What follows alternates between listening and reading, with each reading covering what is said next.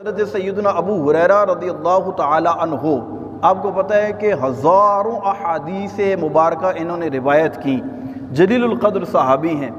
ایک مرتبہ نبی پاک صلی اللہ علیہ وسلم کے صلہ رحمی پر مبنی اقوال اور احادیث لوگوں میں بیان کر رہے تھے۔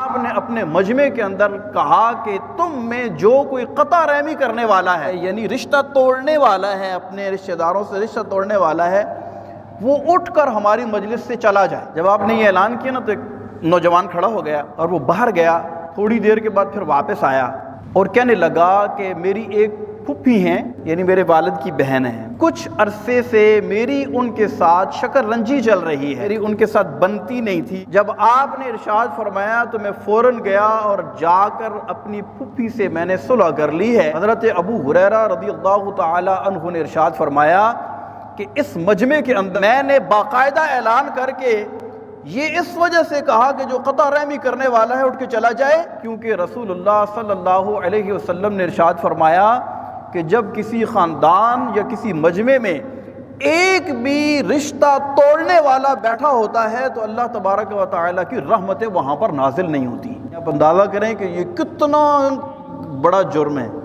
اچھا، یہ ہے بڑا مشکل کام، یہ میرا بیان کرنا آسان ہے، آپ کا سننا یہ بڑا آسان ہے، لیکن جہاں پر ناراضگیاں ہوتی ہیں نا، پچھلی ساری فلم ہمارے ذہن میں چلنا شروع ہو جاتی ہے۔ یوں، اچھا میرے ساتھ ایسے کیا تھا، میرے ساتھ یوں کیا تھا، اچھا یہ مولانا صاحب کی بات سن کر ہم جا کر معافی مانگیں، ہم جا کر صلح کریں، میرے ساتھ تو یہ ہوا ہے، میرے ساتھ وہ ہوا ہے۔ یہ ہے کام بڑا مشکل ہے، آسان نہیں ہے۔ اس میں کیا کرنا ہوتا ہے؟ میں کو مارنا پڑتا ہے، اور میں جب بندہ مارتا ہے نا تو اللہ تبارک و تعالیٰ بہت راضی ہوتا ہے۔ یہ میں آپ کو بتاؤں، میں سے کئی لوگ کہتے ہیں نا ہمیں نبی پاک علیہ الصلوۃ والسلام کے خواب میں زیارت ہو جائے، کوئی وظیفہ بتائیں۔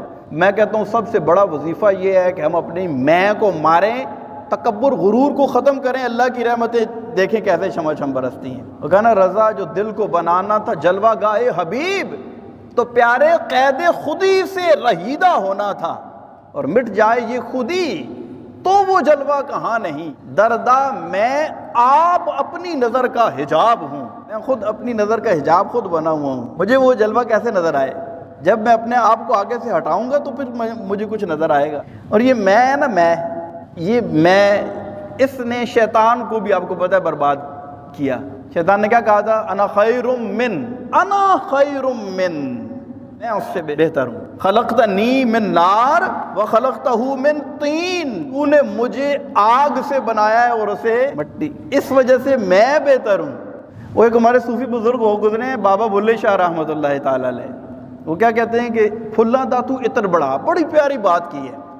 کیا کہا ہے؟ پھلاں دا تو عطر ہم کیا کرتے ہیں؟ خوشبو کے لیے استعمال کرتے ہیں، ایک دو قطرے ہم لگاتے ہیں تو ہم خوشبو آنے لگ جاتی ہے۔ تو عطر جو ہے قطروں کے حساب سے استعمال ہوتا ہے، کوئی بوتل نہیں انڈیلنی پڑتی خوشبو کے لیے۔ کہ پھلاں دا تو عطر بڑا، عطراں دا پھر کڈ دریا وچ پھر رج کے نہا، مچھیاں وانگو تاریاں لا، پھر بھی تیری بو نہیں مکنی، پہلے اپنی میں مکا۔ کہ اندر کی جو تیری بدبو ہے نا، اندر کی تیری، اگر تو عطر کے دریا میں اگر تو ڈبکیاں بھی لگائے گا تو وہ اندر کی تیری بدبو ختم۔ اندر کی بدبو کب ختم ہوگی؟ جب تو اپنے اندر سے میں کو نکال کر باہر پھینکے گا اور اپنے بھائی کو جا کر گلے سے لگا لے گا، ساری پچھلی کہانیاں بھول جائے گا، جو کچھ ہوا ہے اس کو اللہ کی رضا کے لیے ختم کرے گا، اپنی میں کو ختم کرے گا، تو پھر اللہ تبارک و تعالیٰ تیرے اندر وہ خوشبو پیدا فرمائے گا۔